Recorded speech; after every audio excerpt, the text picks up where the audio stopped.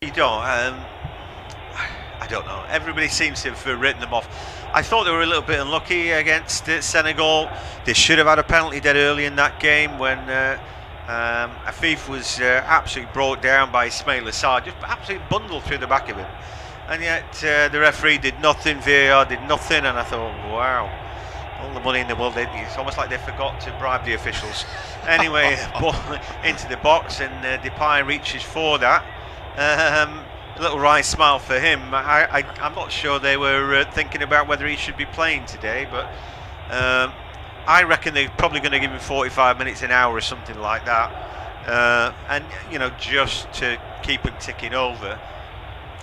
They've only made a couple of changes. Koopmijn is out, probably because he didn't play particularly well last time, and he's been replaced by his teammate at Atalanta, Martin de Roon, former Middlesbrough man.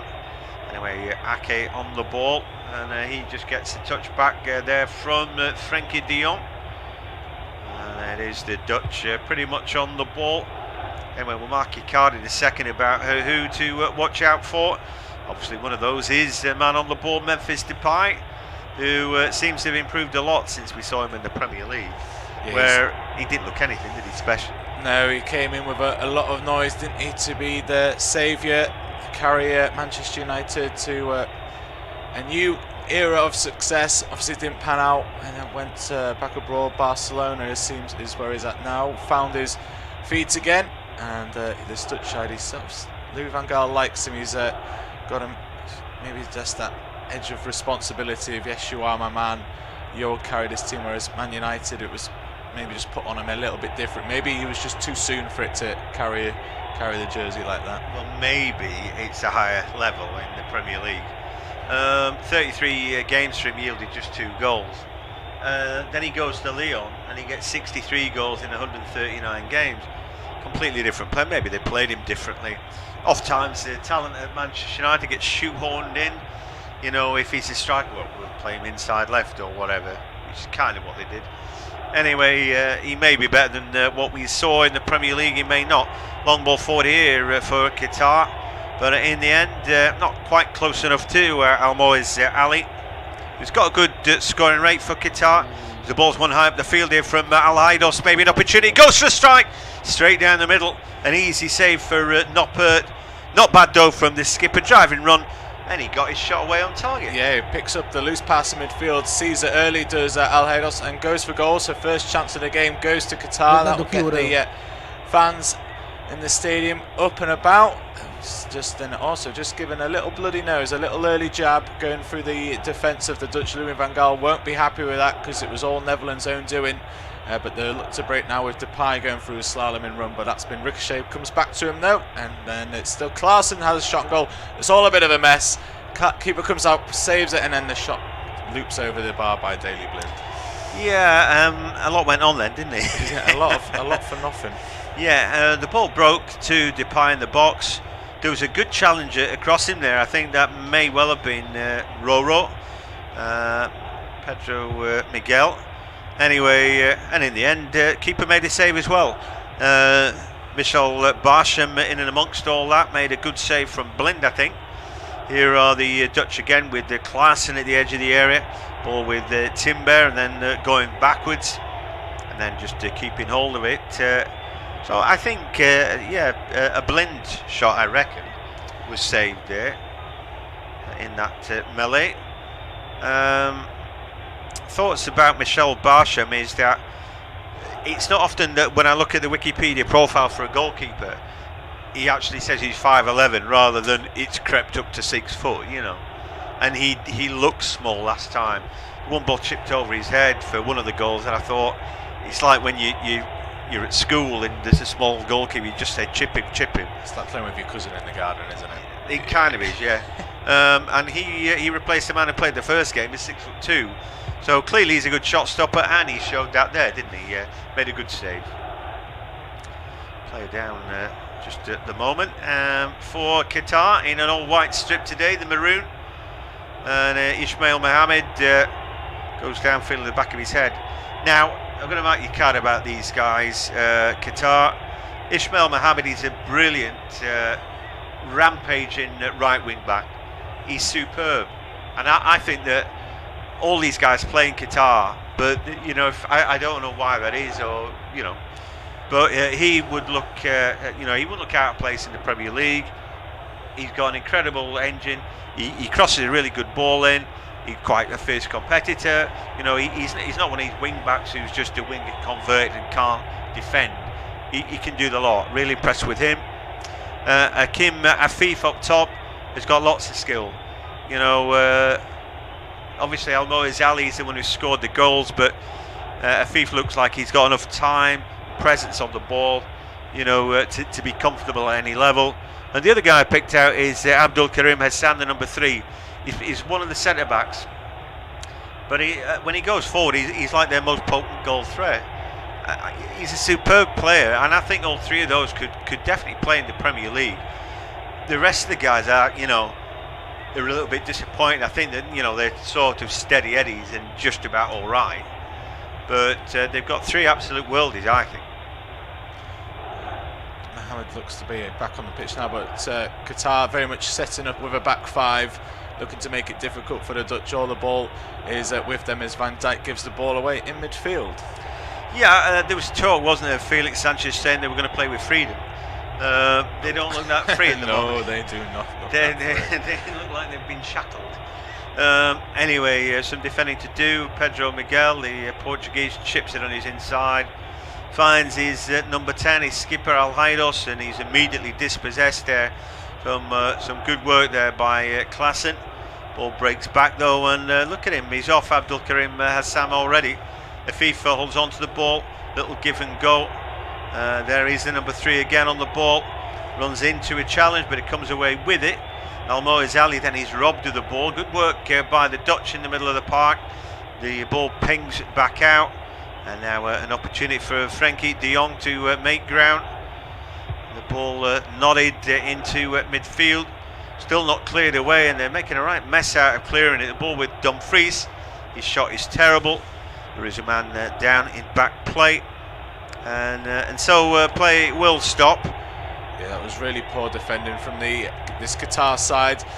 The Netherlands, just came through. It was a bit of a head tennis, and nobody seemed to really want it other than any man in orange. Klaassen had a half chance come and go. It's Klaassen who's bumped into the banging together with Ahmed, the left wing back this afternoon, who's down on the floor receiving treatment. He looks to be okay. He's up and about now, but Qatar just being a little bit hesitant. We're 8 minutes in. Yes, the best chance of the game has come from Alheiros with that long shot on goal, but didn't really challenge Noppert in goal.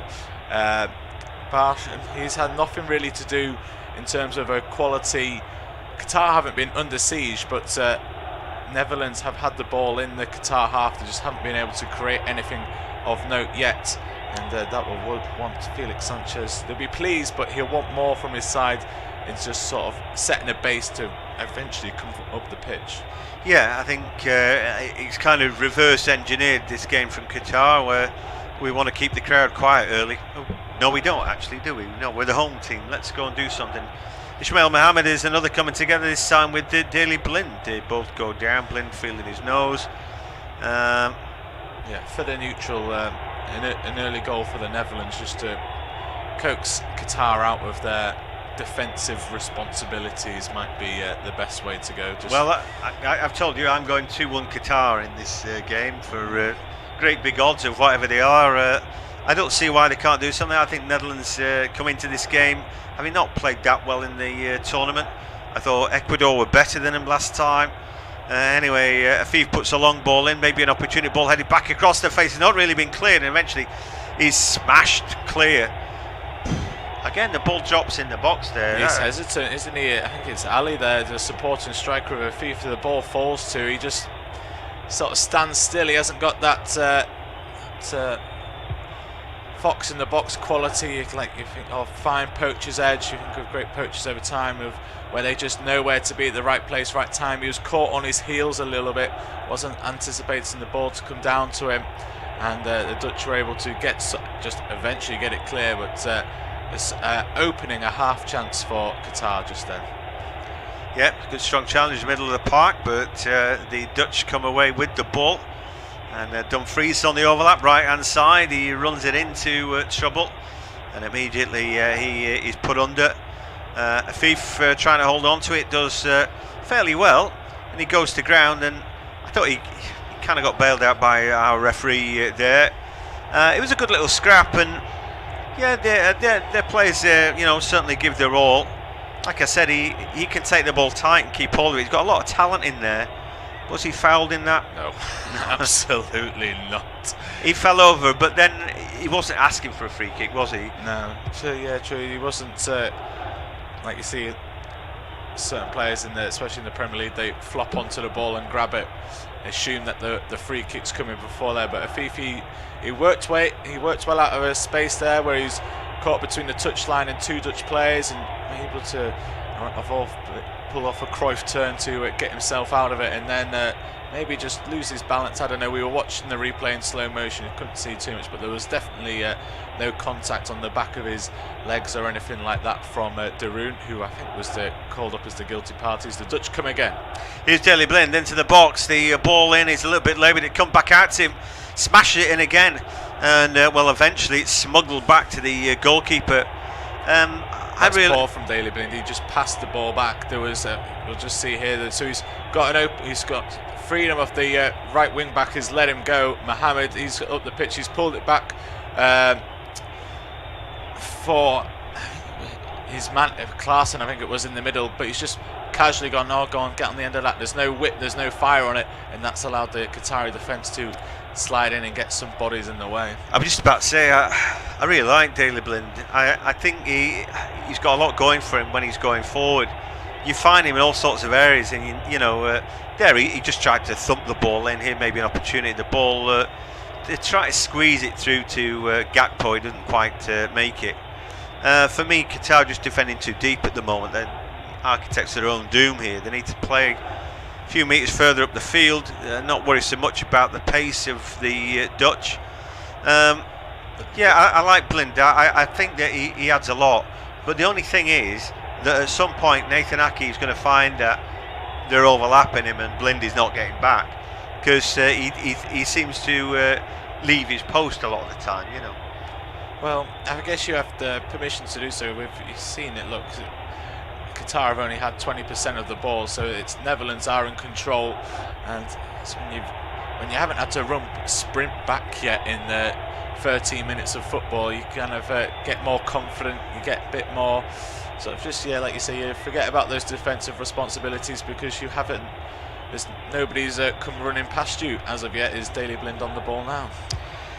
So far, I'm a little bit not depressed, but I'm a little bit down on Qatar's chances. I thought they'd come into this and it would be all guns a-blazing and say, right, okay. But do you know what? They're up against a decent Dutch side who, for the moment, are just embracing the ball.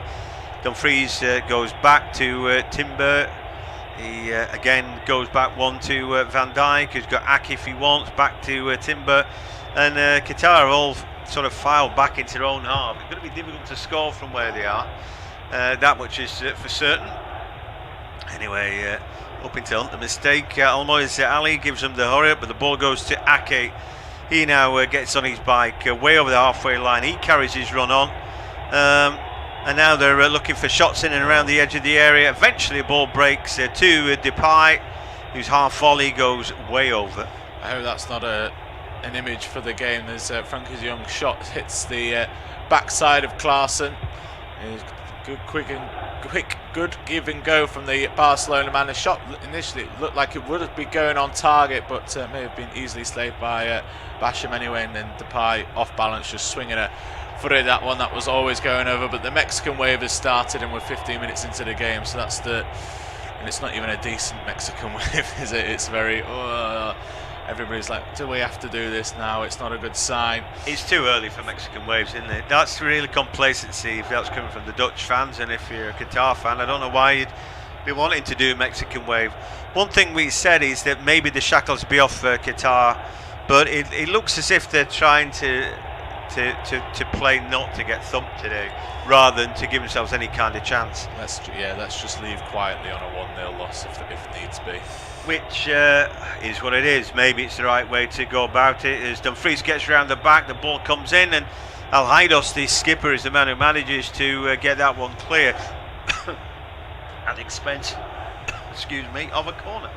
Yeah, Daley Blind was down at the back post. There's a few Dutch players asking our referee this afternoon if VAR is going to check that, and it looks like the check has been done, or apparently not. So the corner is going to happen. Van Dijk and Ake. Ake is hiding behind Van Dijk to try and create space for himself. So first feels set piece of danger for the Dutch.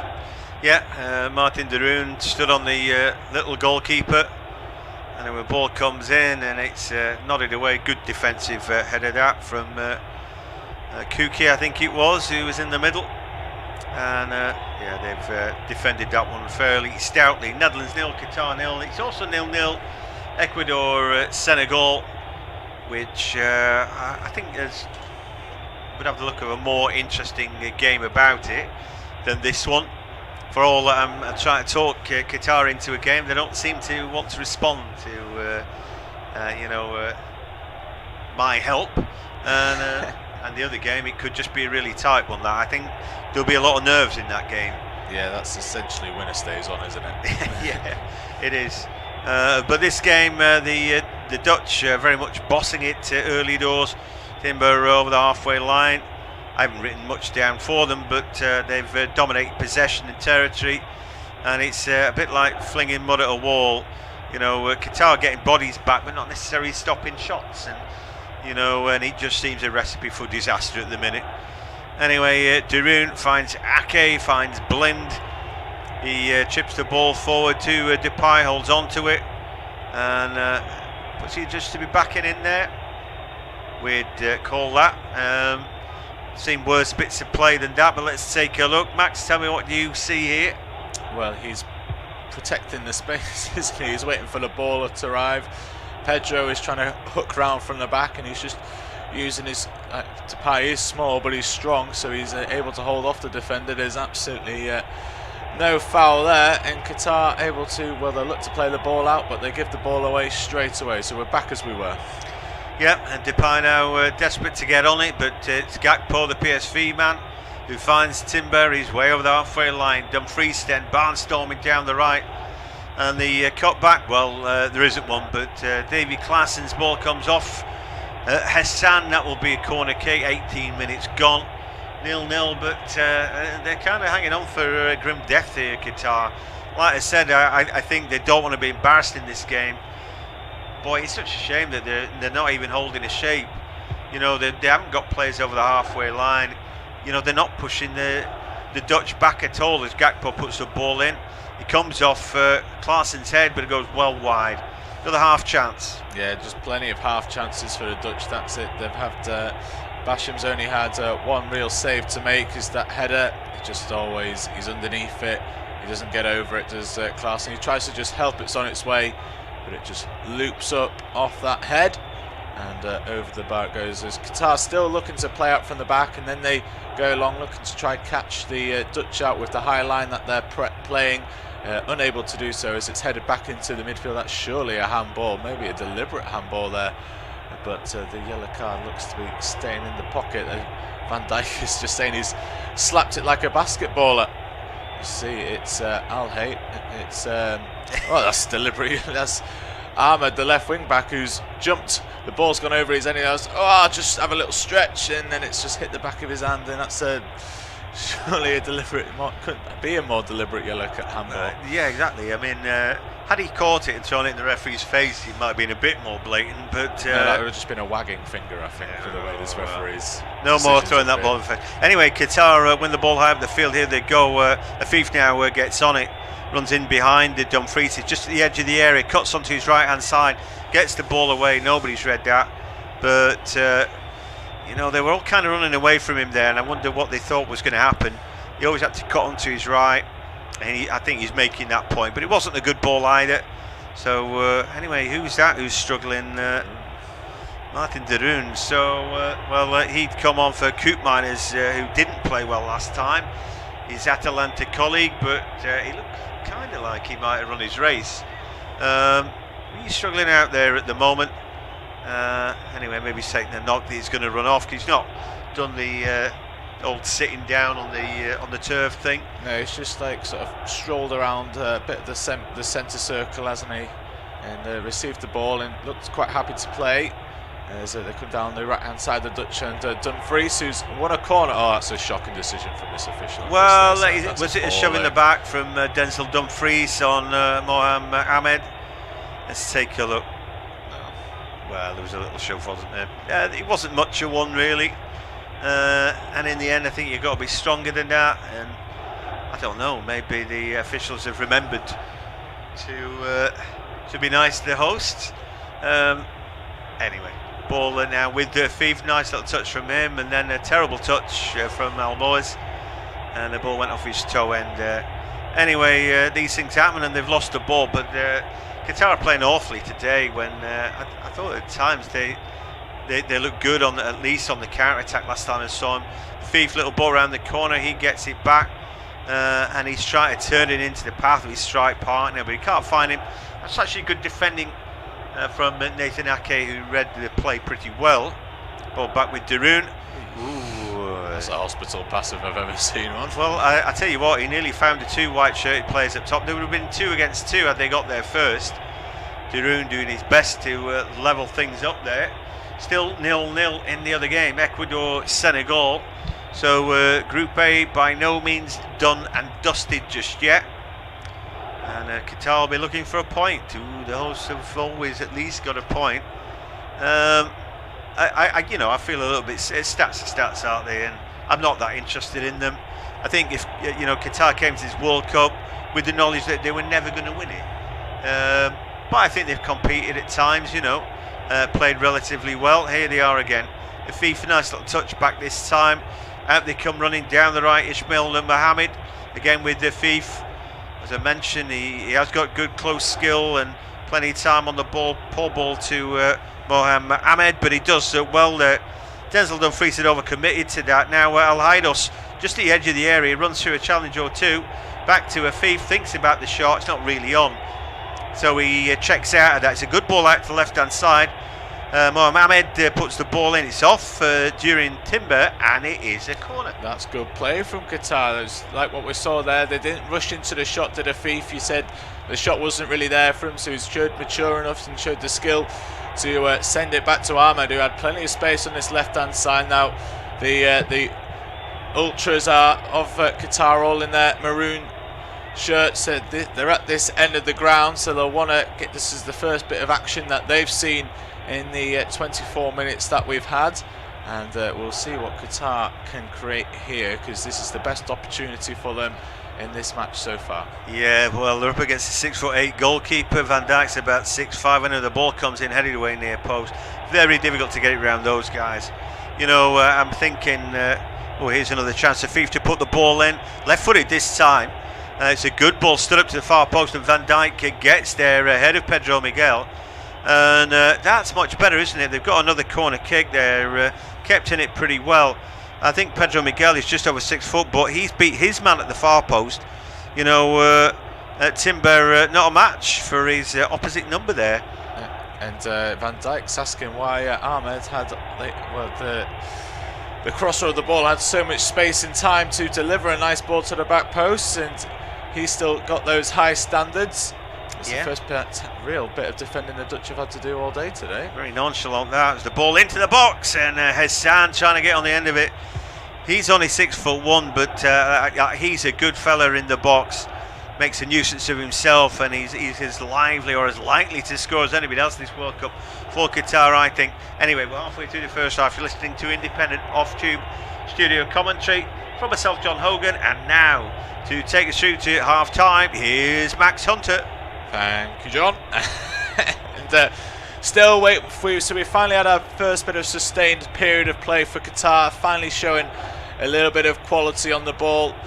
But they've reverted back to their old ways, back 5-3-2, 5 at the back, very defensive, looking to stay in the game for as long as possible as Depay loses the ball, but the Dutch get it back. Here's Klaassen on this near hand side, goes backwards to Timber though. Is Netherlands, they're not sewn up for this out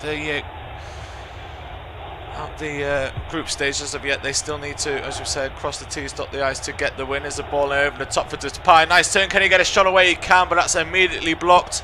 Comes out, doesn't find anybody on the edge of the box. Afif tries to bring it away, which he does now on the left-hand side. Can they catch the Dutch goal? Afif maybe just holds onto the ball a little bit too long and then plays it for Ahmed, and it's over hit.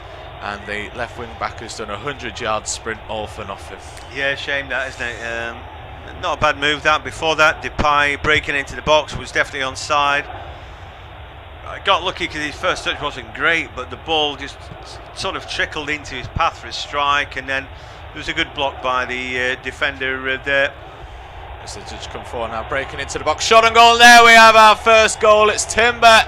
It's taken all of 26 minutes. It's Gakpo, who's having a fine goal scoring season in with PSV in the Dutch league, getting plenty of noise. That's Manchester United will be coming in for him in January. He's just shown some fine bit of quality. That's the first time we've really seen him on the ball today in the opening 26 minutes. And he had a slight opening, fires the shot away just outside the penalty area into Barsham's bottom left-hand corner, and the keeper looked not interested in it whatsoever. He may have been interested, but he just couldn't get it. Let's take another look at as play develops.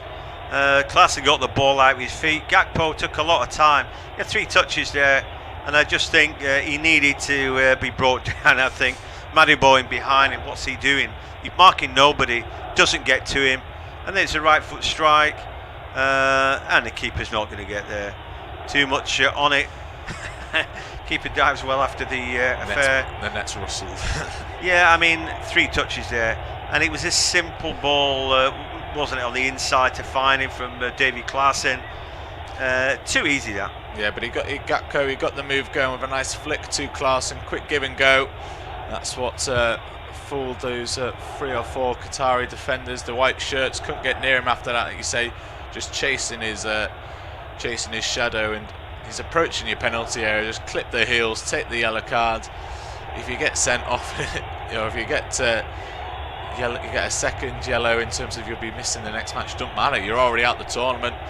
Try to save face for an extra bit, but 26 minutes in, we have our first goal of the game. Still 0-0 in the other game in Group A between Ecuador and Senegal. So as it stands at the moment, Netherlands will be finishing top with Ecuador in second.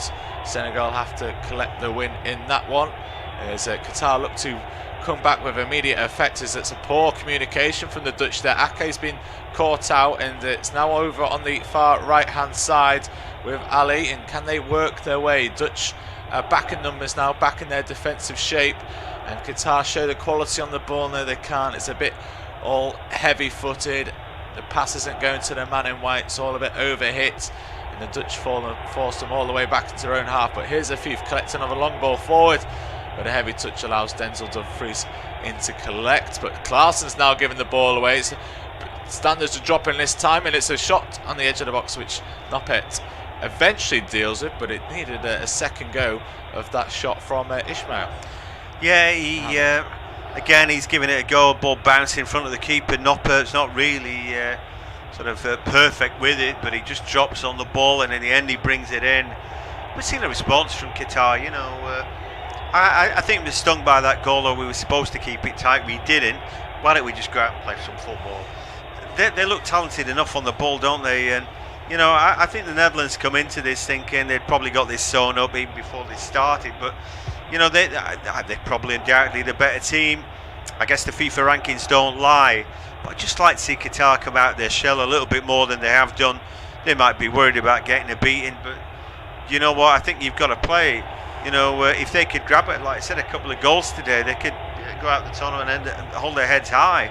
At least give it a fair crack of the whip, but they've not really done that in this first half hour. Yeah, there's plenty of off-the-field stuff which we'll remember this World Cup in Qatar has been not a great one. But it's in terms of footballing, it's a footballing spectacle so far. Qatar haven't really set the world alight. There's shown no reason to say, in 2026 they'll qualify by right, going through the qualifying competitions and getting to North America. But so far today they've shown little interest in going forward, and when they have, you're right, they do put some good moves together, and maybe they're just caught a little bit cold. But eventually, if they keep going, eventually, like they say, if they keep throwing at the mud at the wall, it will eventually stick in terms of Qatar going forward. But they just can't get on the ball at the moment as Depay's come short to get this one, cuts onto his left foot, nice step over, trying to get away from his man, but realises there's a dead end that way, as we've had half an hour, still 1-0 and 0-0 in the other game. Daley Blind brings it to Rune, who we thought may have a bit of an injury problem, but looks to be okay now and shaking that off. I think when I watch somebody like Qatar, and I just think they've come into this on a mission not to get thumped today. So it's like, belt and braces kind of football, and we all know what happens to it. We see it at the Etihad every other week, don't we, where teams try and bed in against Man City and end up getting beaten 3 or 4, and you think, well, is there not another way of doing it? If they could condense the pitch and bring the defensive line up, I mean, even maybe playing with the sweeper in behind us, doing something else, to move the game closer to the Dutch goal. And I don't know, I'm not a coach, but you'd have to think outside the box a little bit when you're in the World Cup, and just maybe don't think that some of the coaches do that. Yeah, Afif's the out ball, and he's always 10 yards away from the defender, isn't he? And so they clear their lines, but they've only moved it 10 yards up the pitch. And Afif is good, he gets away from the first player, but the second and third Dutch player always wins the ball back. Here he is now, he's got it, and he's still halfway through his own half, and there's nobody ahead of him, so he has to go sideways to Ahmed, who's won a foul. That's good work for him against Denzel Dumfries. So that should hopefully bring Qatar further up the field and get them going again. It's Cody Capco's third goal of this World Cup, so 2022 is going very well for him, and links to join Leeds United in the summer. But the way he's going with PSV in this World Cup, that price bracket may move the Yorkshire side out of the race. I think it was more the fact of their form, and he thought, well, don't want to get involved in relegation fight. No, I'm all right, thank you. Yeah, maybe others will come from it. You have a good World Cup, and obviously PSV will be rubbing their hands together, thinking that every goal's added another 5 mil on the price tag. Well, I mean, it probably has, though. It's not even a joke, that is it? But anyway, yeah, 1 or 2 clubs would be interested in. It's all right playing a little bit of football, but the most important thing is ramming that ball the back of the net, and he's done it again. I've been weirdly unimpressed with his overall performances. I don't think he doesn't seem to have a trick in him, but he certainly knows where the back of the net is. Yeah, we haven't really mentioned his name until he scored the goal. There's Qatar. They had a good throw in a decent position, but they've had to come back all the way to their own half. But that's a good run from Pedro, who's been brought down 5-6 yards inside the Dutch half, and see what they can create. Yeah, sorry, no, it's Al Haydos, I think it is. No, it's Kuki.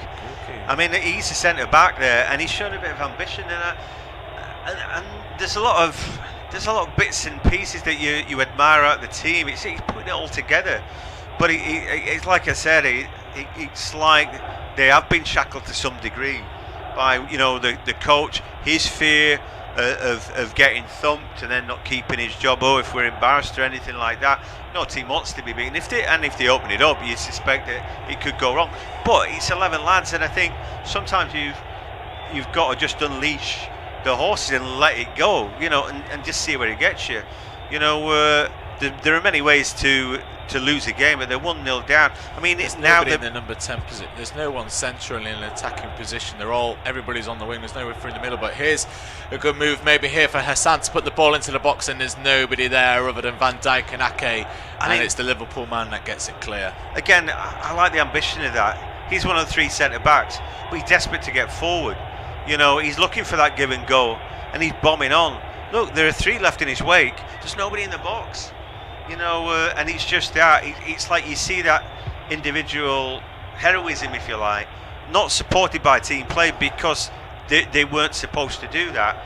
So it's like one-out football. Yeah, Hassan and Ahmed, they did their job on the left-hand side. Hassan provided the overlap, got himself forward, made a good burst-in run, put the ball into the box, and it's like, wow, I've done my 10%. Where are you guys doing? You've got two strikers who are just not believing that they're going to do that. But now they're beginning to get a few more bodies forward. Again, there's nobody's. Look, they're all too slow. They're all behind the plate, and Ahmed gets the ball and he has to come backwards, and it's just not cutting edge enough from Qatar. They're not willing to just take that personal risk. I don't know if it's coaches, they're a bit scared. They don't want to be the one that's created the mistake, creating that downfall. But they do have only one man in the box, and Ali, he gets it, but he's trying to bring it. He found him, but he's trying to lay it off to Al Haydos, but unable to do so. Qatar still have the ball, but you can tell the Dutch defensively, they're not worried. Listen, they're just shielding it. I think the Dutch defence might be slightly worried. Everybody else seems to have knocked off. It's like, all right, we're winning. You know, here again, Chancel Moyes gets round his man and puts a good ball into the box. I mean, wowee, that's great stuff from Almost down the right-hand side. Or was it Ismail Mohammed again? He's very good down that right side. Look at him again, they're battling away. And all of a sudden, they're showing a bit of daring do, aren't they? And they did have two bodies in the box that time. Qatar are being ushered into the game by lazy Netherlands who think they've got it won. So less than 10 minutes to go before Louis van Gaal and Felix Sanchez can have words with their side. There hasn't been too many stoppages in this half, but then again, you never know with how it's going so far. So the only side that's still yet to get points in this World Cup 2022 is Canada.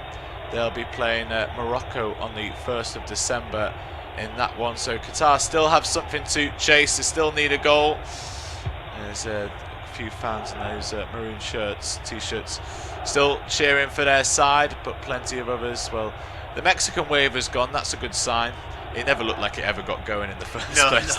Not really. It was maybe the most 15% of people were doing it. I think it's the earliest Mexican wave we're going to see in the tournament, and yeah, if you're a fan of the Maroons, you're not really buying into it, are you? Oh, let's have a great jamboree, our team's going out. But they've shown a bit of quality and guts in the last 10 minutes at the very least, and it reminds you that it's 11 lads who want to do well. You know, sometimes they play like individuals, don't they? But there's talent there, you can see it. Van Dijk on the centre spot goes to Nathan Ake. It's now with Frankie de Jong, and the Dutch looking to just build up the field step by step, but Qatar bringing everybody back. Afif, their main man up front, is now playing in sort of a midfield role to turn it into a 4. That's not good when you want to try play on the break, but Sanchez, his body language is, yeah, he's happy with his arms crossed. He's not urging his team forward to not sit so deep or apply any pressure. He's standing there looking very content. And you see other managers around the world in the leagues or in this competition saying, get the ball, press, let's go, let's win the ball back, try having it, create a counter-attack of ourselves. It was like, no, this is good, okay, they're not going anywhere, this is fine. I think it looks like Madibo's given away a foul in the midfield against Memphis Depay. Sanchez, he's from Barcelona, isn't he? And that brings about a certain style, doesn't it?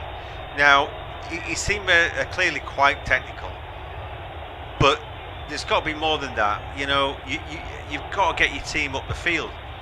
You know, you've got to play in the opposition half, but yeah, he's not really allowing them to do that the way that they're set.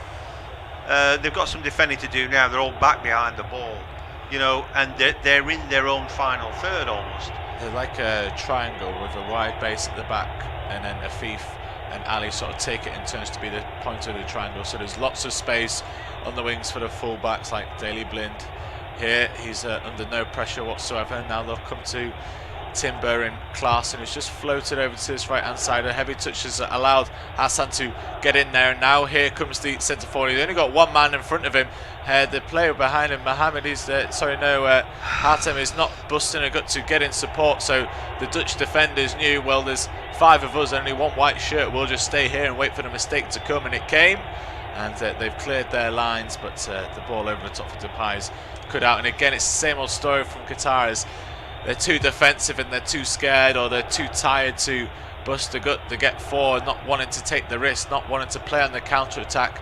It's like, well, you two go, you guys, yeah, you guys can do it. We believe in you. We're just going to stay here and watch the shop. I think the one thing that was awful. Oh dear, really poor ball from Kuki, and and again it just allows the Dutch to set their stall. Can't afford to make mistakes. Here's a chance, and a shot blazed over from Gakpo, just on a half turn at the edge of the area. He was on the half volley, and he was offside. I just think it's 11 against 11. I know that sounds simplistic, but one thing that Qatar could do is work their socks off. It's in temperature that they're more comfortable with, so they could make it a high press, high intensity game. They're not doing that. So what are you doing then? Maybe if you're not doing that, then it's about quality possession and where you're playing. But they're playing in their own half. Playing in their own third most of the time. So what is it? Yes, they've got decent skill enough on the ball, but why not place them, 10 or 15 metres further up the field? I don't really get what they're trying to do. Great play again from Hassan there. This number 3, really good player. But now maybe a chance of thief, but the ball beats him there. And again, even if he controlled that, there's nobody on his inside to pass to. No, he's very isolated. He acted as ball boy and collected the ball himself as Louis van Gaal and Edgar Davids chew some gum and prep their message. Probably like to have more than one goal at this side of the break. Just probably want to ask for more of that killer edge in attack and just stay awake in defence. But other than that, they've looked after the ball very well. Cody Capco had his one opportunity and scored, and he's just had that one, which was blazed over. The Dutch fans, they'll be kind of see that they're happy that they're in the lead, but they're not overall pleased with their performance, are they? They're not. When the camera's on them, then they go, "Oh, we're happy," but they're sat there just like, "No, we could do with a few more goals here. This isn't the goal fest that I picked out this game. Why I bought the ticket for." No, it's really underwhelming. They don't look like a team who are going to go on and win a World Cup. I think one thing, they scored a goal. So they're my sweepstakes side. Well, I tell you what, they scored a goal and then they've just knocked off. I don't think you can sort of turn the tap on and off. What I would say is that a lot of teams, it's only doing the work that you need to do in the temperature. We saw a bit of that England against the United States. Yes, they weren't great, but while it was 0-0, they didn't have to be great because a point was only ever going to be good enough. And that could have backfired. But it's the same thing here. Netherlands have scored a goal, they're through. And so they're not really putting that much energy into it. The games have come thick and fast in this tournament. He's only made a couple of changes. I don't think the squad is that deep for the Dutch either. Like I said, I probably think they take the path at half time or something like that. Anyway, here come Qatar again, maybe half a chance. So they've got 2 minutes left of normal time, and the Qatar have it just on the halfway line, just a yard or so inside the Dutch half. That's a good give and go on the left-hand side, but they can't return it back to Ahmed. It's a bit ricochet, bit you have it, we have it, and then the foul is eventually then given away by Hatem. And in the other game, that is between Ecuador and Senegal, it's 0-0, but Ismail Sarr for Senegal is about to take the penalty, so we'll keep an eye on that one, and that will change the way the group looks. If Senegal beats Ecuador, it will be the Senegalese going through to the round of 16. But in this game, Qatar just happy for the Dutch to have it just inside their own half. I guess in that one VAR is having a look at it because it's been stuck on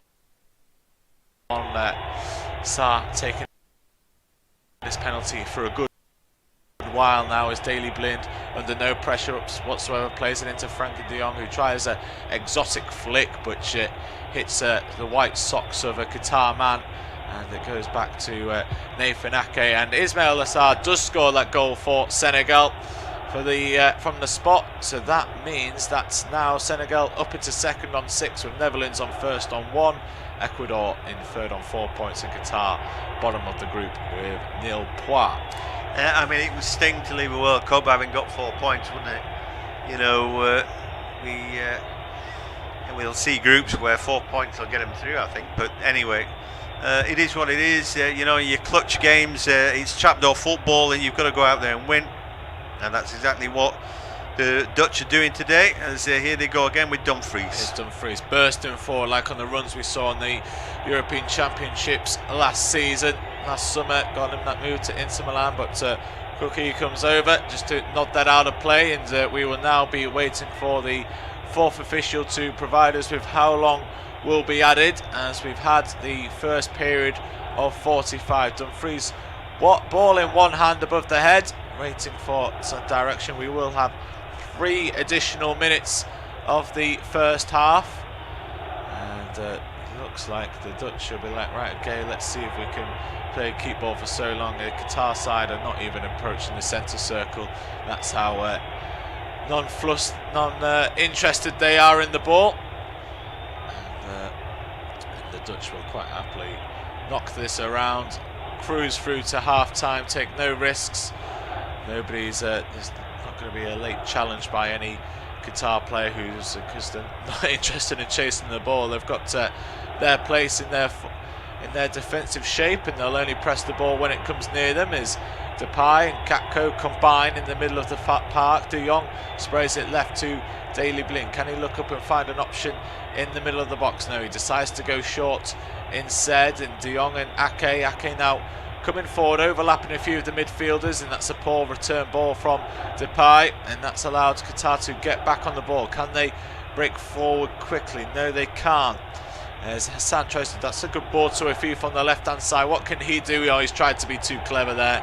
Tries to have a nice little leg over the ball whilst it's bouncing, and it's hit the inside, and he's gone straight out right in front of the Louis van Gaal in the Dutch technical area, and all he can do is scratch his head as he gives away the ball. We're halfway through the additional 3 minutes of added time. Qatar, well, you kind of think doesn't look to be an atmosphere in the stadium. The home fans will be disappointed with what they've seen from their side. They've shown no gung-ho attitude, none of this dying on your sword, going down swinging. So more of the same of, right, we'll try and keep this 0-0 as long as possible. And then Cody Capco had his one chance, fired it past Basham in the 26th minute, and since then Netherlands have slipped back into cruise control.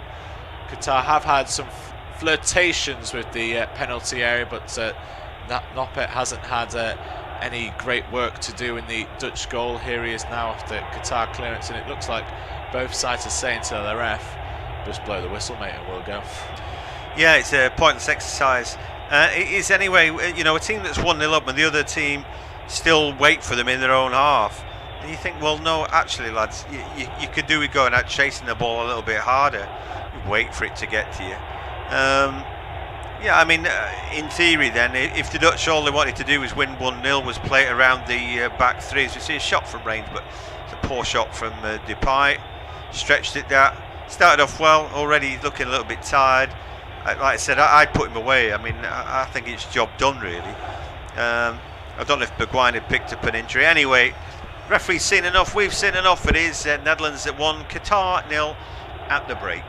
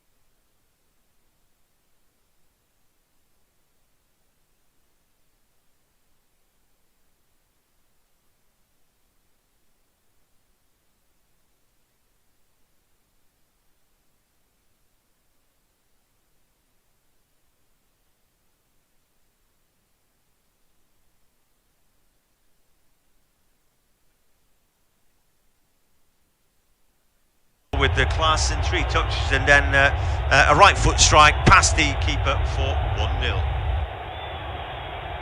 Welcome back to coverage of the match between Netherlands and Qatar. We are underway with Qatar in all white and the Dutch in their famous all orange, and it looks like there's been no further changes made by either side by Felix Sanchez or Louis van Gaal.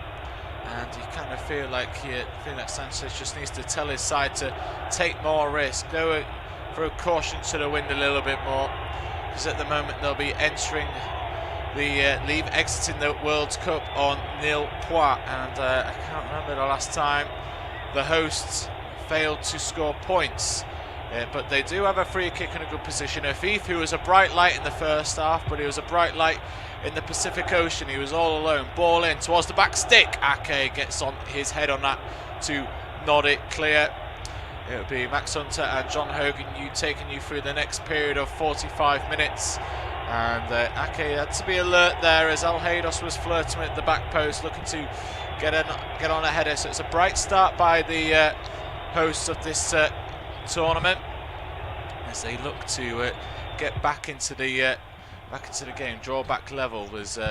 It's been a bright start. We've had a minute and a half, and the football's all being played by Qatar. Yeah, I nearly didn't come back. Just saying, is that your game, honest? Well, it might be. Might be. I said Max. Who knows? Max I'm has a got big it boy. covered. I can do it. I can do it. Well, I was enjoying myself before this. Anyway, well, apparently the other game's not any great shakes either, so that was something to console myself about. So stay here, stay listening to our game. It's as good as, that's what we're saying. Anyway, it is the Dutch back on the ball, and yeah, I thought they were very casual in the first half. I suppose that their manager didn't really tear him off a strip, as we see Depay just hurdling a challenge, trying to make progress. Afif with a little give and go there, and the ball held onto by Hatem has done really well there under a bit of pressure, and he finds one into midfield. Al Haydos on his bike. Almoez runs offside, that didn't help anybody, but Ismail's made a good run there, right hand side, raking cross in, and Ake sticks a leg out and does well, but it's not a bad ball again from the right wing back. So then they threw more players forward than they had done in the entire first half, but the bad thing is now is that Mohamedi picked up the ball after that rebound and cross and went back to his centre half on the halfway line instead of firing it back in and just keeping the pressure on, and then that ball from Cookie goes all out of play. I think it'd be a relatively easy team talk. Qatar, let's get forward, let's get something out of the game. You know, if we can make the fans proud, give them something to cheer about, a goal. You know, it doesn't really matter what happens at the other end. You know, they want to go and express themselves and show that they can play some quality football, and I think they can going forward. And if I was Louis van Gaal, I would have torn them off a strip the first half. Who do you think you are? You know, you score a goal and then that's it, down tools, unless that's all part of, you know, the life's rich tapestry and their plan to not waste any energy on the game, which, I mean, it might be. And if so, that's, well done. You didn't really waste that much, did you? De Jong hurdles the challenge. Now Klaassen at the edge of the box. Dumfries now, chance to swing it in. Held up by Ahmed, and well, the ball eventually in, and now an opportunity, and the shot eventually bundled into the back, and there it is. It's 2-0, too easy. De Jong, again, some good work by Depay. I think that would signal the end of him. I don't see any reason now to keep him on.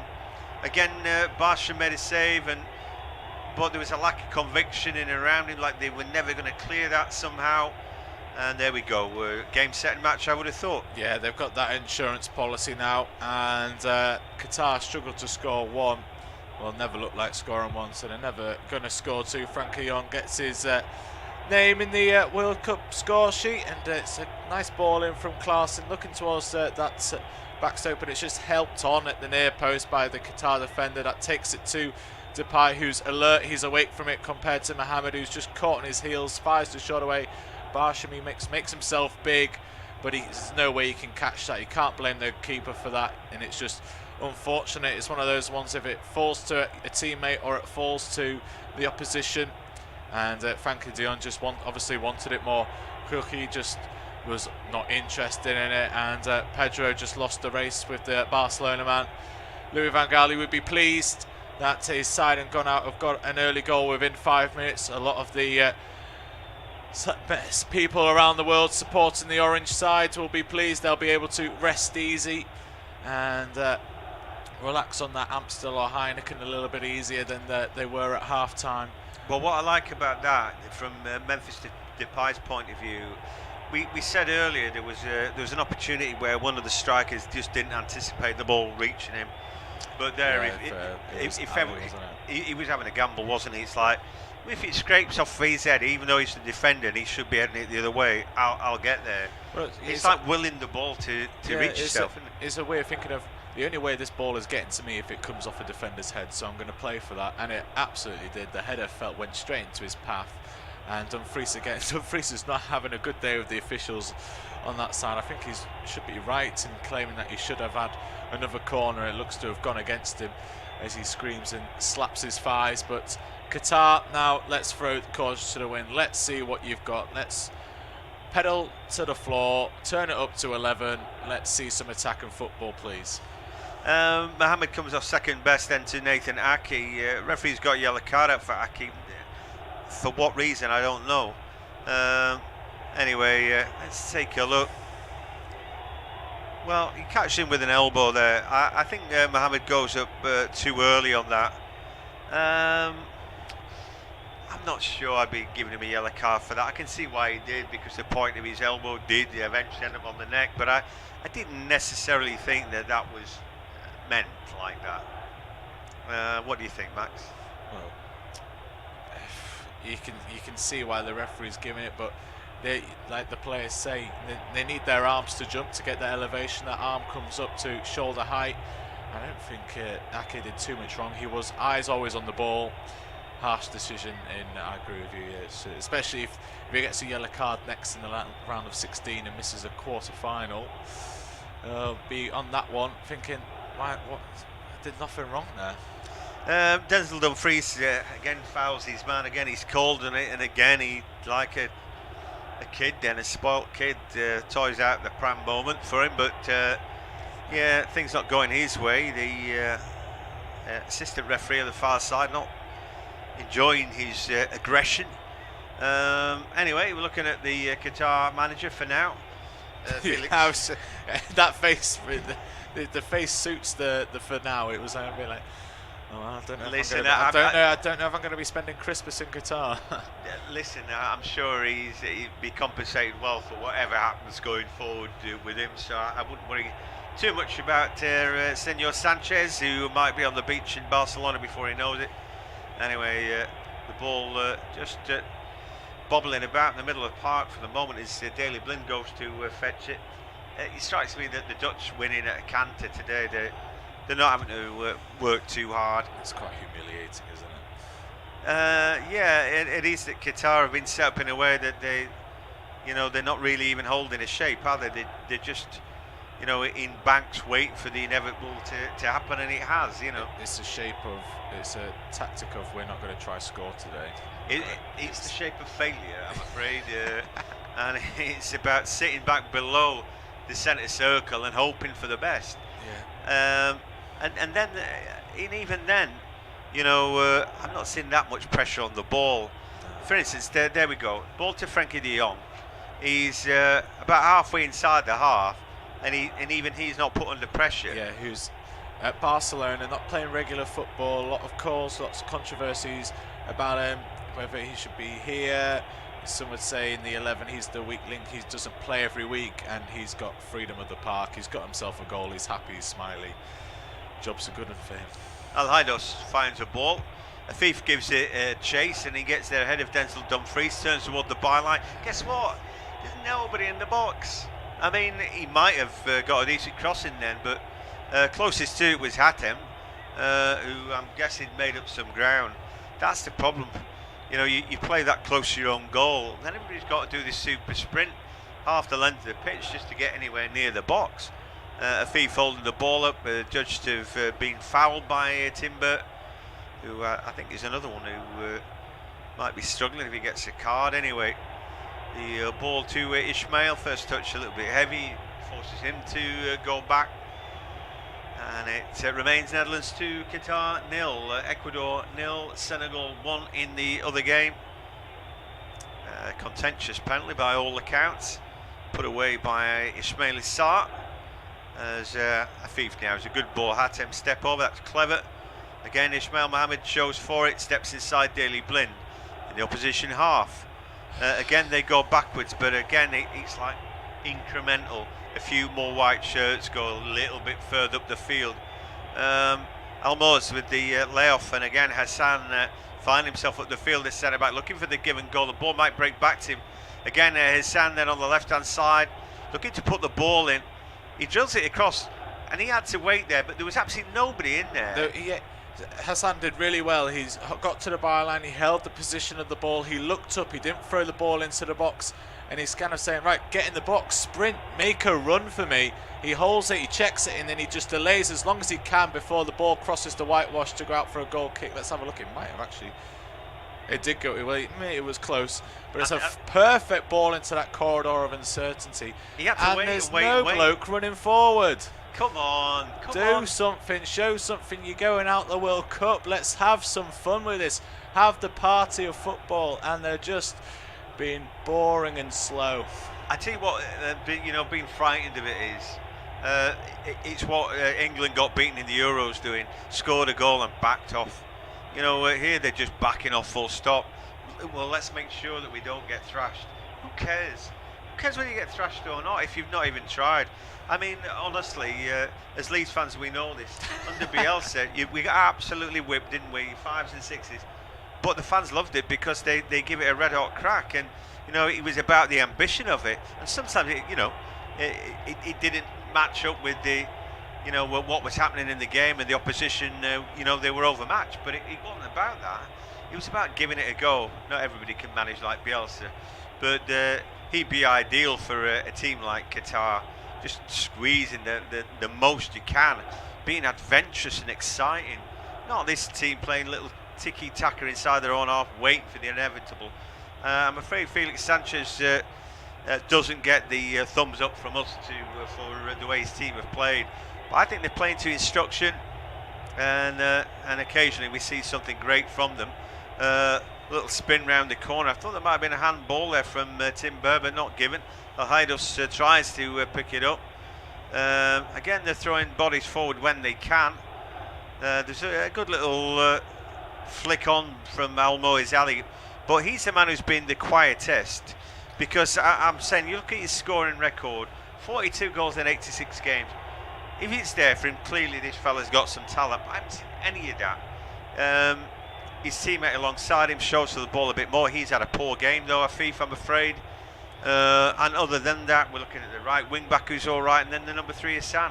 And right. Just to say that, just as I say that, he lays off a ball, it goes straight out. Well, I'm just looking at the list here of previous hosts and their record at the competition. Only South Africa have failed to get out of the group stage, but we remember South Africa. They had a party, they had a go. Once they got the ball, see Klaassen and Holland, Netherlands, break 4, but that breaks down. But again, Qatar make a meal of it, but eventually get it clear. But they got points, didn't they? They had a bit of a go. There was going into our last game, they could have qualified, but Qatar will be, unfortunately, having the record of the worst performing hosts of a FIFA World Cup. Yeah, of a men's World Cup. I mean, the one that sticks out in my memory is South Korea 4th place, because at that point nobody was rating them at all.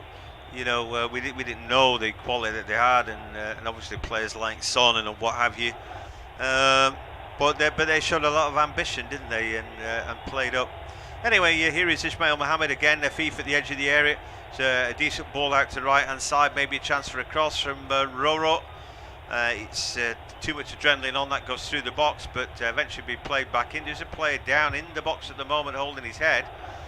Referee should have stopped it, shouldn't he? But again, the ball goes back. I'm saying that I've enjoyed watching Afif, But then when the ball's in the box and it goes back, he's somewhere near the halfway line. I think, well, aren't you a striker or something? You know, and who is that who'd gone down there? Just Ali. Yeah, anyway, let's take another look. What happened to him? No, he fell over. No apparent reason. Anyway, Sanchez having a go at his. He's thrown his water down there. Sanchez not happy with the way things are going, and you would be frustrated. However much we could criticise Qatar, their coach, the way they set up. The other thing that they haven't done today, he's actually played well. You know, at any given time, and I don't know why the mistakes, why we're not seeing them at their best. They seem to be playing in fear. Yeah, they're just, well, a few seconds, Ishmael Mohammed, but they haven't shown us any footballing hope for the future. Like, say the next World Cup 2026, I think it's the fourth official, is laughing at a dive by Ishmael Mohammed, who goes down. He just got caught. It's a little bit of catch there, but maybe Louis van Gaal said something interesting to him, as Van Gaal looked quite perplexed in the background. But we talked about earlier, so next for Qatar, next World Cup, North America 2026. On this viewing of what we've seen at this World Cup, they won't be there. No, there doesn't seem to be any building blocks for the future that we can say. Well, we've seen play. We've mentioned Afif Mohammed and Hassan to say these guys are quality players to build an 11 round, but it doesn't look like they can do that now. So why can't they? What are they going to give us that shows us that they can do it in the future? Listen, there's nothing. But why should there be? And the way I say, the reason I say that is, right, 3 million people live in Qatar. Why on earth should that yield a team that's going to, make a World Cup?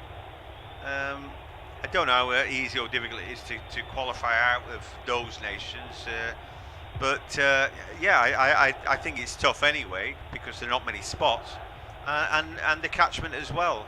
I think they're doing well just to compete at this level and not look terrible. As a cross comes in from left hand side, it's a poor one. It's easy for Noppert to come out.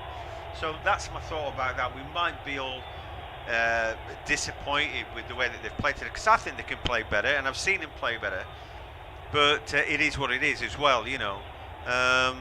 It'd be I don't know, like asking Iceland to keep on producing at either European or World Cup level and making tournaments. You know, maybe it's more difficult to qualify at Europe, although there are more places available, aren't they?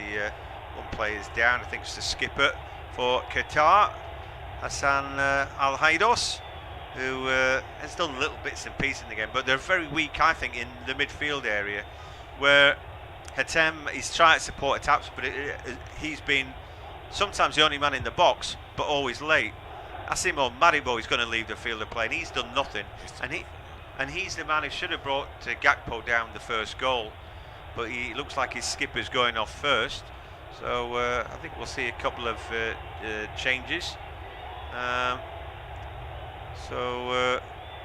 Almos is going off as well, and the skipper also. And they've all three been really disappointing today. Yeah, there's been nobody that's I'll keep an eye on for the future, see if they can have a move to Europe. Not saying like a big league in Europe, but just a European move in general, seeing if anybody will be interested in them, or as fans you'll be wanting to follow and check out at every other tournament to see how well they're progressing. But today there's been nobody that has put the spotlight on them and gone, yeah, I'm a player for the future, you can check me out, as Louis van Gaal looks to he's going to make a double change momentarily as well. I'm pretty sure that last time I saw Mohamed Muntari, who's born in Ghana, actually, he grabbed a goal. Anyway, hope springs eternal. That something can happen out of it. It's Netherlands 2, Qatar 0. As again, Memphis Depay, who, I mean, again, it's a perfect little cameo for him today. He didn't have to bust to go. His team were winning. I thought Van Gaal might take him off because he, had injury struggles. But listen, nobody out there in that Dutch team is really having to lift a leg. They might decide now is the time. Anyway, first change, and that's Davy Klaassen going off.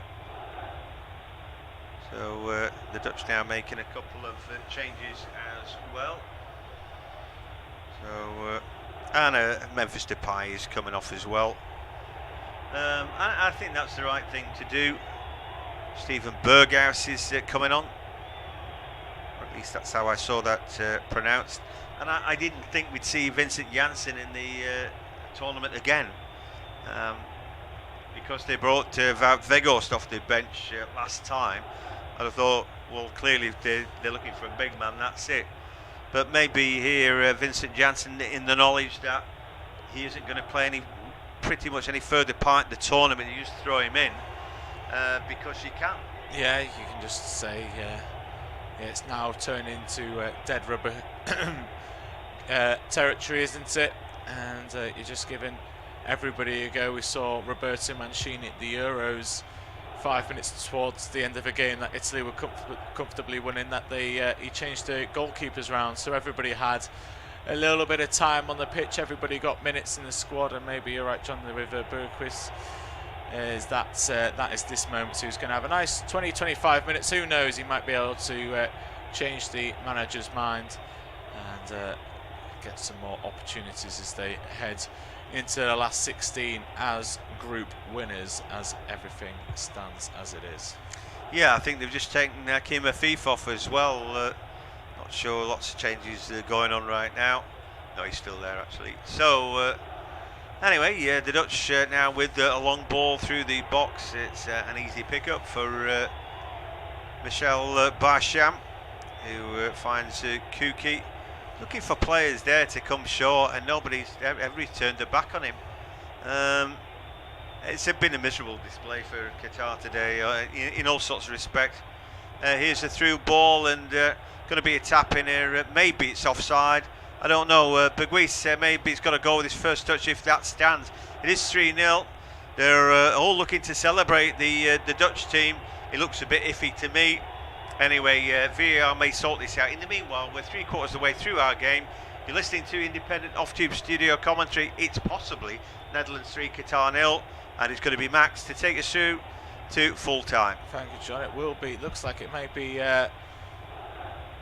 There's Capco who they're appealing a handball, but it's high up on the bicep. But there's nothing he can really do about it. Does he use it? Does he move his arm towards it to bring that down? VAR is obviously told our referee to go have a look at it. It's Janssen who has tapped the ball in with his first touch since coming on just a few moments ago, and it was Berghuis who set him up. And we were talking earlier about how he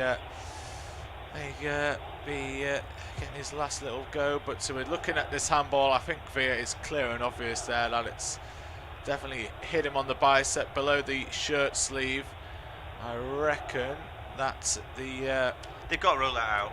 Clearly, changed it. He's handballed it to control it, and then Berghuis, his first touch, puts it in the back of the net. But again, that's that. I think Gakpo thought he might get away with it. They're watching the rest of the move, and if you follow rugby, they follow it when they watch the rest of the move. That means that it's a try. So we're waiting for our referee's decision. He makes the square, and he's signalised a handball. So it still remains 2-0. Well, at least thank goodness that they came up with the right decision there, because it was a clear handball. I mean, arm moves the ball, brings it under control, and then the move stems from that. But no goal handball, and eventually they've come to the right decision. Yeah, it could have been just done a little bit quicker for everybody's sake, really. Is Qatar back facing their own goal. Berghuis, who's come on with that fresh legginess. He's obviously playing for a place in the starting 11, or to be the number 2 striker in Louis van Gaal's squad. So he's running around, putting a lot of pressure on the Qatari defence and Qatari goalkeeper, and that's forced an error from them. So the Dutch back on the ball on the far right hand side, plays it down the line looking for Berghaus again. Capco's there as well, but it's just been shielded out by Cookie, and it will be another Qatar goal kick with 20 minutes to go. Still seeing a few fans of Qatar in the fancy dress and the colours of white and maroon having a go, and then you see some very other grumpy ones. Not everybody's having a great time out there, are they? It's like they're suffering to watch it. Do we have to watch this rubbish? Anyway, like I said, you know, why Ecuador have equalised. That's a big goal. Wowee. I wonder who's grabbed that. Is it Valencia again?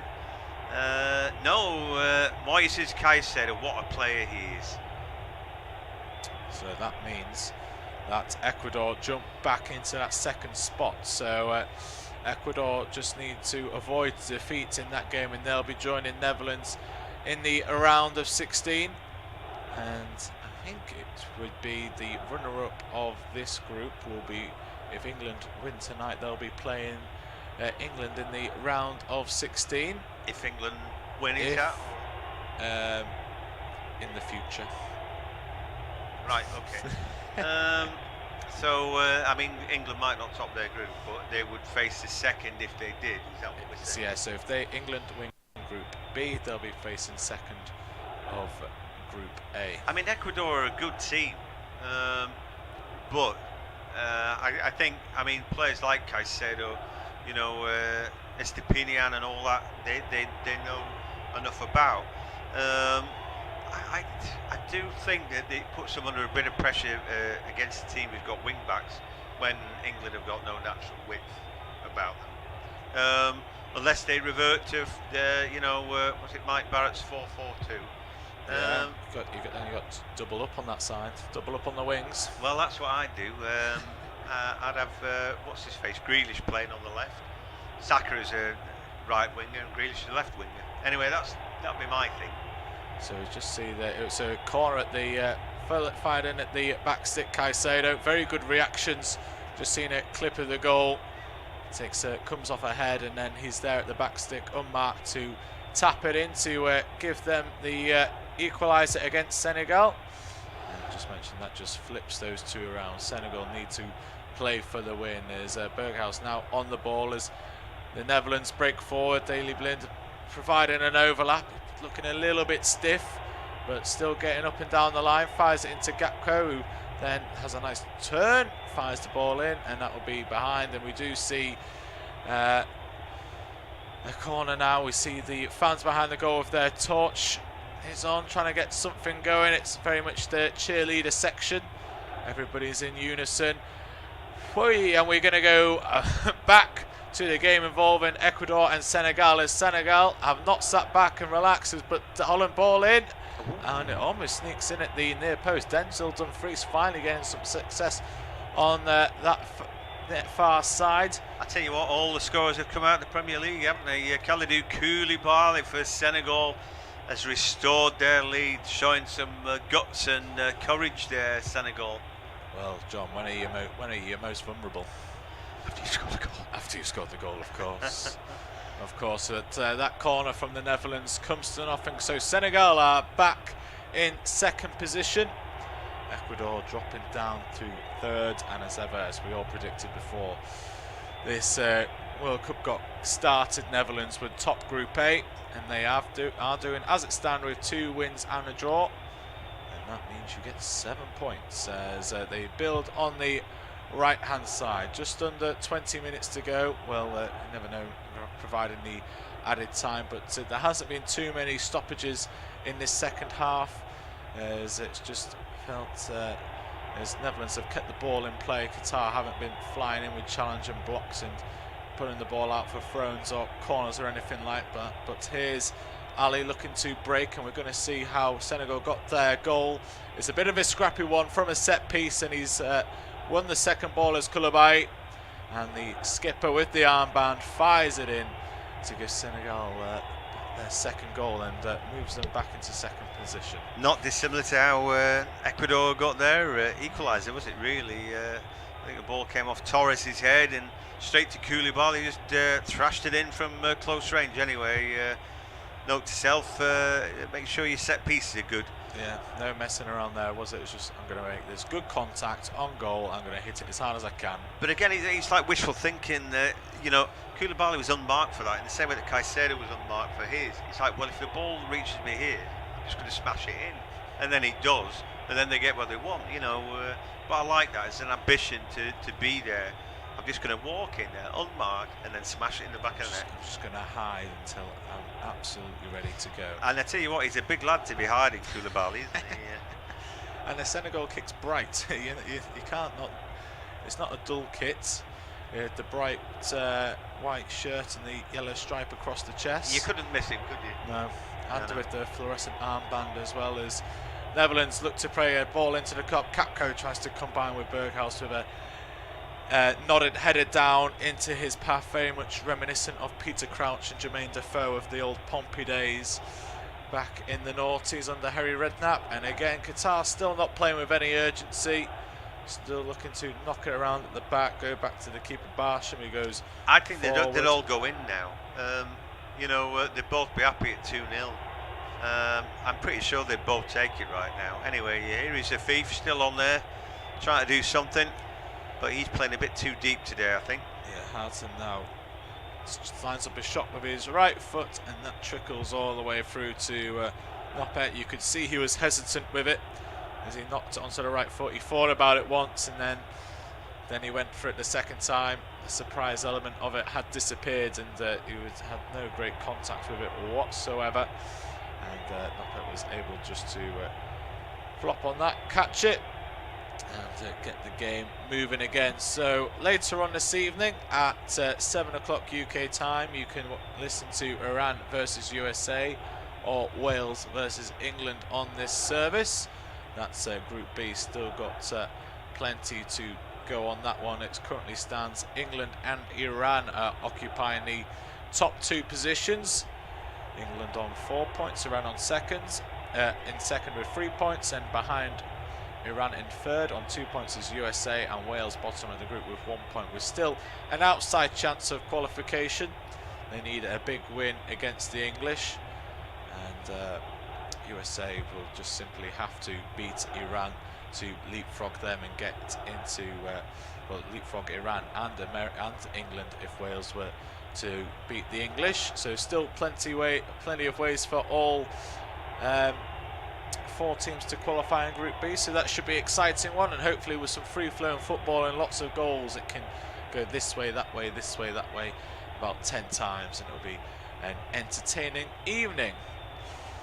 As still here in this game, Netherlands 2, Qatar 0, and over the other one in Group A, it's Ecuador 1, Senegal 2. So Netherlands and Senegal will be qualifying for the next stage, and Netherlands are just knocking it around, taking it nice and easy now. Man City's Nathan Ake comes forward, plays it back to Blind and Frankie de Jong, and like you say, John, everybody's happy at 2-0. Qatar aren't too humiliated. Louis van Gaal gets to go into the round of 16, the knockout stages, with no new injury concerns. I don't think he had any injury concerns in the first place. Martin de Roon had a bit of a knock earlier in the first half, but he's still up, moving in and being a bit lively. Here he is, de Roon just fires it over to Timber, and yeah, 2-0 now. Everybody is a winner. As can Netherlands get a ball into the box? Had an opportunity to do so, but that's been turned down. Is now Janssen, fresh legs, trying to get back into the starting 11, combines with Berghuis, but unable to do so, and Qatar can break. Yeah, and here they go. Look at him go, Ismail Mohammed. I really like him. It's just maybe just a little bit of frustration there as he flung his arms out. He's got a lot of pace about him, hasn't he? There, just opened up the taps, didn't he? And nobody else could keep with him. Yeah, I mean, Ake, they're struggling to keep pace with him, and he's not slow. So, but then none of his teammates could keep pace with him either, and that forced him to go back. Afif, a good ball round the back. Slipped in at the byline, fired in, looking for Mitari, but Noppert with the best bit of goalkeeping he's had to pull out this evening. I think Montari, I mean, looking back in hindsight, as I said, Almoez Ali has got a load of goals for Qatar, but he wasn't playing in the box. At least Mohamed Montari he's there. I mean, he scored in the last game against Senegal with a good header. You know, by being in the box waiting for the ball to come. It's like time on it, isn't it? You know, buying a ticket for the raffle and all that. At least he wants to get in the box, and maybe he should have been on a bit sooner. Louis van Gaal with 2 more substitutes ready to come on as and when they are needed. We have 10 minutes of the normal time remaining. It looks like it would be a double change. Weghorst being one of them, and the other one being Koopmeiners. So attacking changes as Qatar come forward again. They have 1 man down, but they don't seem to care too much as the ball finally gets over to the left-hand side. Can Imad get a ball into the box? He can't. He's been forced back to the corner flag. And Afif, who's playing at left-back at the moment, maybe he was the one down on the floor and just caught him out of position. Here he is, Afif Hassan. Still a willing runner, the overlapping centre-back, the number 3. Still looking to get forward, but the momentum seems to have disappeared from this attack, as now Hatem gets the ball to Afif, who clips it over to the right-hand side for Ismail Mohammed, running at Daley Blind, plays it inside, doesn't get the ball back, and Qatar are not careful. They're going to be back on their own halfway line in a minute, but they're still pressing forward. That's a good pass from Hassan, driving his side forward, but his teammates don't like that idea, and they do go back to the halfway line. Quick, defend. Anyway, Hatem on the ball. They've got numbers up here, maybe an opportunity. Ooh, and they could just about keep it alive. And in the box. That's a foul there. Well, players go down, and the ball ends up with the back of the net, and Qatar have scored. But unfortunately, he counts for nothing. Muntari at least is in the middle, waiting for it. He's showing what he can do if needed, but it's a foul from Muntari on Van Dijk and Blind. He's managed to foul 2 players in 1 tackle there.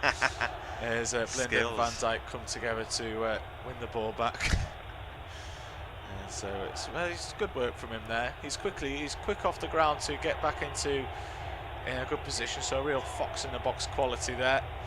And now looks like surely Louis van Gaal will make those changes, which he will. So we see Weghorst coming on, and then the second one. So we're going to see Darun and Gapco make way. Gapco got the first goal of the game. He's been replaced up top by Weghorst, and then Koopmeiners, who came for Darun.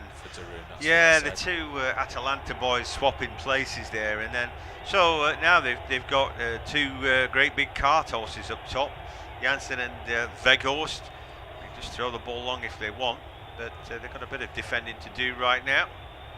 It's a direct playoff for the role of coming off the bench to be the big man up top when you're chasing the game. But I don't think the opposition are well. I mean, going to play to that. You know, Janssen started the tournament, didn't he? And he didn't play well. And then, you know, next time around they decide not to play with the striker. And then when they do want one, they brought Weghorst off the bench. It makes you think, well, he's first then.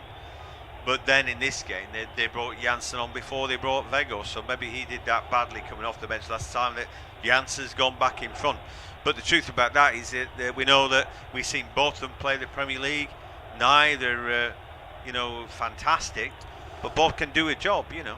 Weghorst was brought in by Burnley in their bid to avoid relegation. A lot of noise about him, a lot of money, but it's just in the end, ultimately. He did all right to start with, didn't he? I think he played relatively well, but that was such a leaky ship that nobody could save them.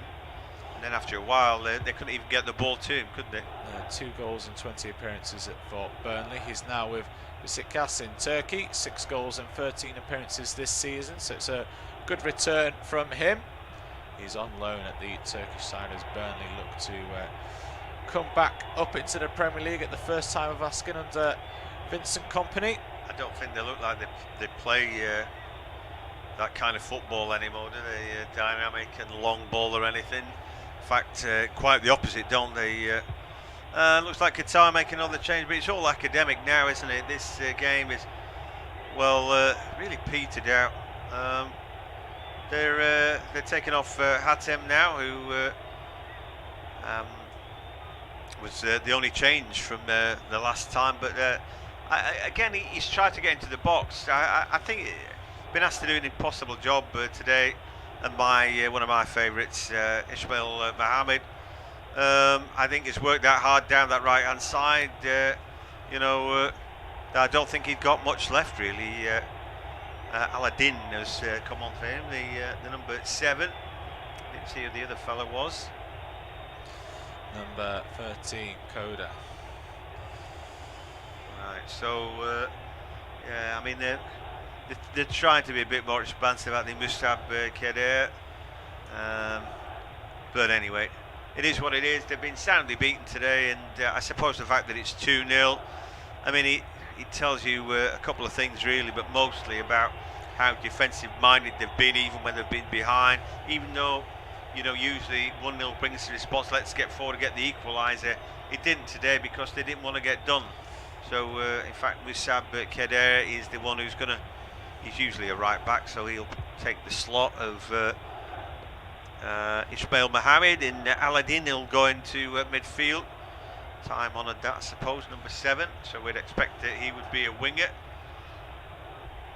And another change for the Netherlands, who are going to bring on Kenneth Taylor, who is still relatively young at 20, defensive holding midfielder at Ajax. Yeah, just coming on to make his World Cup debut.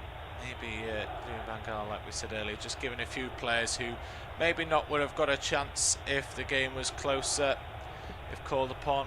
Maybe like sort of third choice in a certain position. But Taylor coming on for the last 5 minutes for his World Cup experience, the young 20-year-old from Ajax.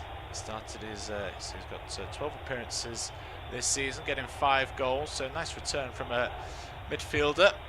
And he's taken up the position in the middle of the park to steady the ship, make sure the ship remains on course, and gets the Netherlands into the round of 16 as group winners. And it's still in the other game, it's quieting down over there. It's Ecuador 1, Senegal 2. That game is just a few minutes behind us, so that game will be the last to finish, depending on the stoppage time here. But I can't think of too many stoppages, but I've said that before when watching this World Cup. As Qatar come forward for a rare occasion, can they create something here? They've got spaces. Afifa's coming deep. He's taken his time though, as Berghaus then sets it up for his teammates Pedro to have a shot from distance, but that was way wide, and you can see he's just trying to finish with something spectacular. Yeah, Pedro Miguel's had a really quiet game today. He goes for it there. At least he's had a go, but he wasn't a good shot. He was well wide. Take a bit more than that to beat Noppert today, who really hasn't been trouble, has he? No pressure at all. Qatar just playing too deep today to be interested in scoring. It was all about saving face.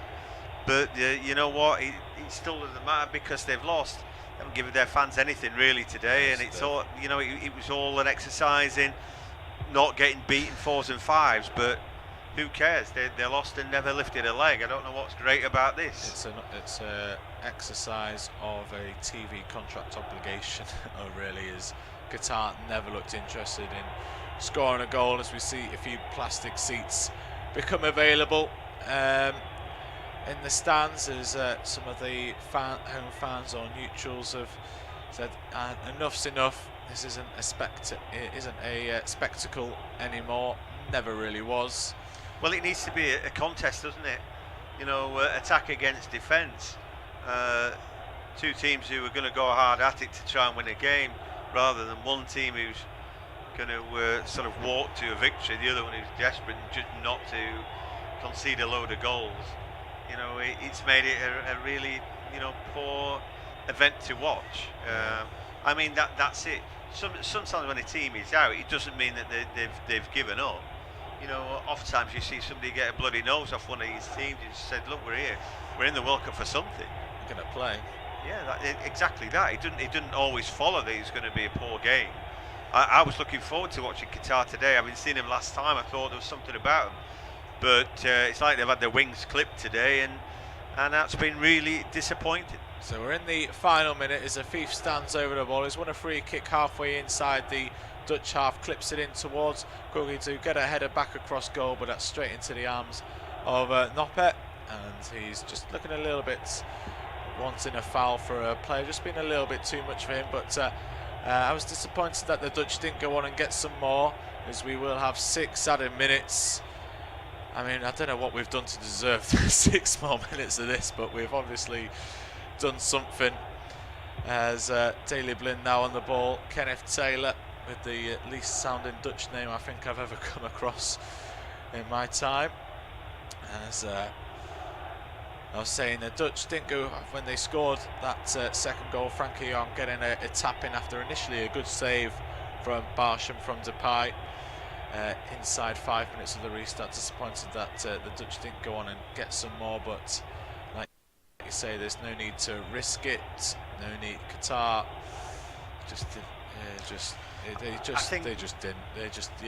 they knew that the job. They've got the 3 points. We don't need winning 7-0 or winning 4-0 or winning 2-0 means no difference. We still it doesn't. And again, it's like conserving energy. I think that, you know, today we're told it's about 29 degrees there or something like that, you know, and that's hot.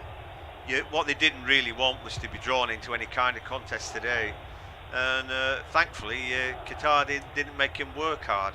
You know, they were under no pressure working out from their own half. As the shot comes in, front range, that curler comes off the crossbar. Again, Barsham looks a small keeper when you see him diving for shots that are chipped over his head like that. But that's a really good effort from Berghaus, and he's dead unlucky there, it didn't drop in. It's hit the corner. He's just on the whitewash, looking to find that top opposite. Yeah, Barsham absolutely nowhere near it.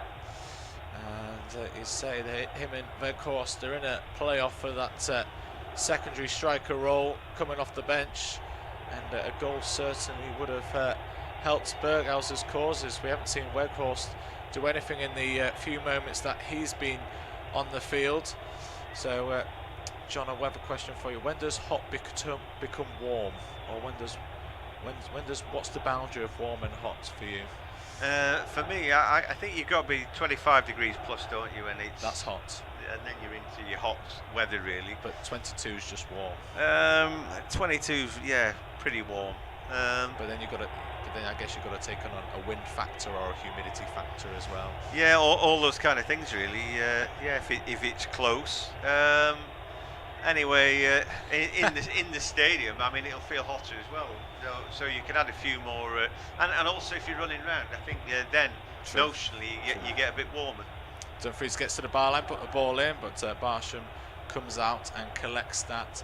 But you've been seeing, like, so obviously a few of these stadiums, they do have the air cons, and you see like the pitch side DJs or camera photographers all in their hoodies when they're sat or stood right in front of the aircon, which is quite humorous. You're either boiling or freezing because of the aircon. There doesn't seem to be a happy, medium midway point.